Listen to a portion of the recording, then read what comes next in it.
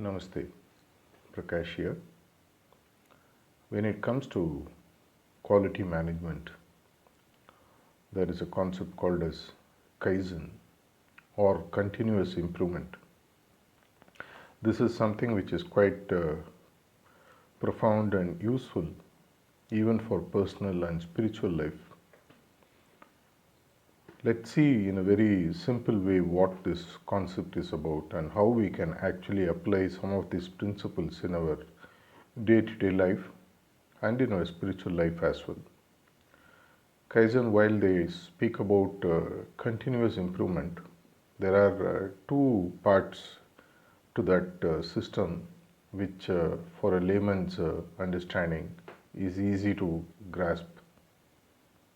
There is one thing called as continual, there is another thing called as continuous improvement. Let's take the example of a student going to a school. You go through the pre-KG and then you come to the first standard, the second standard, and then move on. When you are in the first standard, the idea is to pass the final exam and move to the second standard and lock yourself up so that you don't fall back, which means you don't fail and come back to first standard again. While you are in first standard, while you want to move to the second standard, within that first standard you will have a lot of work to do.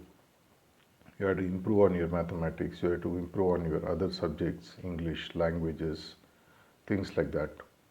If you're already scoring 45, 50 marks, you can improve to 55, 60 and things like that. Continuous improvement will help you to move to the next stage, and continual improvement will ensure that you stay there.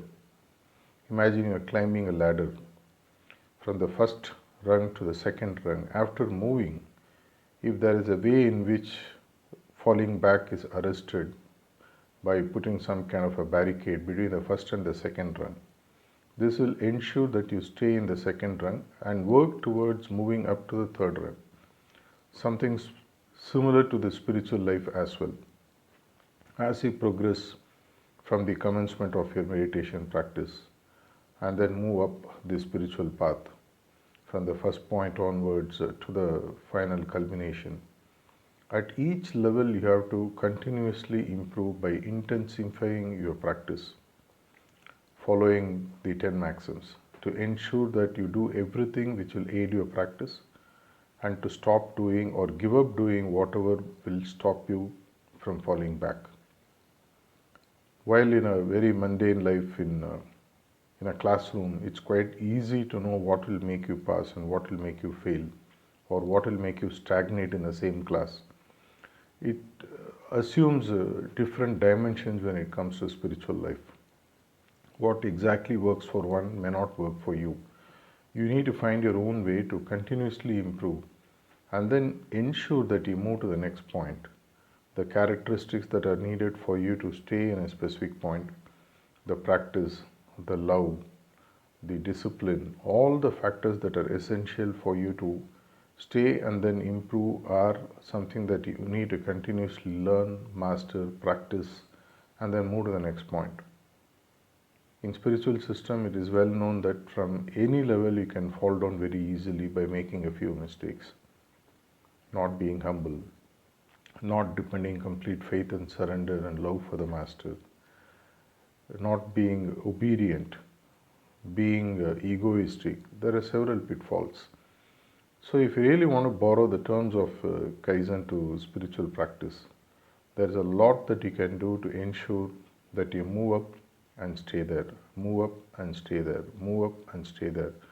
Moving up and staying is continual improvement. And where you are staying, to ensure that you go up to the next level, within that grade, whatever you do continuously can be called as continuous improvement. By doing both in tandem, you will ensure that your spiritual progress becomes a very joyful journey, something that you can enjoy, where you can make your own checklist. When it comes to quality management systems, normally you need to also adhere to a certain checklist to ensure that when you move up, you do things that will help you to move further up, not to fall down. You can keep checking through certain checklists to find. It could be either your own self checklist where you ask yourself, am I doing this? Am I being regular in my practice? Am I developing the characteristics, a clock, which are essential for me to ensure that what I'm gaining in this point stays with me? You can also ask your trainer, you can also ask maybe your family members on, am I following the 10 maxims? Am I being grounded? Am I really being humble or am I faking it? Things like that.